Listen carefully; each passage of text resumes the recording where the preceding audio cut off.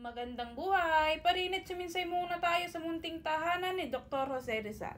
Habang naglalakad nga ay di ko pala makikita ang pinakamalaking palayaw. At ari na nga simbahan ng parokya ni San Juan Bautista. Ayan na ang pinakamatandang simbahang Romano-Katoliko dyan sa may Calamba, Laguna. At alam nyo ga na dyan pala bininyagan si Dr. Jose Rizal noong Hunyo 22, 1861. At makikita sa loob ang transcription ng sertipiko ng binyag ni Rizal. Ito pa'y original na nakasulat sa Espanyol. Dahil tapos na nga kami sumimba, ay pupunta na kami dito sa Rizal Shrine. Ay tatawid lang naman niya magkatapat. O tara, samahan niyo ako din at papasok tayo sa museo ni Dr. Jose Rizal. Ay sa bungad pa nga laang ay makakakita na kayo ng lumang karwahe. Ako nga'y agad-agad pumasok para makita ko kung ano nga ba ang mayroon sa loob ng museo. At yun nga kung nakikita niyong pula ay may mga ilang detalye tungkol kay Rizal at mga sulat niya. Ay syempre nandiyan din ang larawan ng kanyang pamilya. Meron din silang talaang kanan upang makilala nyo kung sino ba sila. Dini nga ho, nung umikot kami ay nakakita kami ng mga makasaysayang kagamitan ay napreserba pa nila sa tinagal-tagal ng panahon. Noong nakita at nabasa na nga ho namin ay di agad-agad ho kaming umakyat din sa taas para naman nakita namin kung anong meron pa din eh. Ari nga ho, sa kwarto na tayo ng babae, nakakahiga lang nga ho sa kama ay yung laang panganay, ang iba ho ay maglalatag sa sahig. Nakikita nyo ho din yung upuan at panahing makina ay original pa po iyan. Ari naman ho, ang kwarto ng mga magulang ni Rizal at di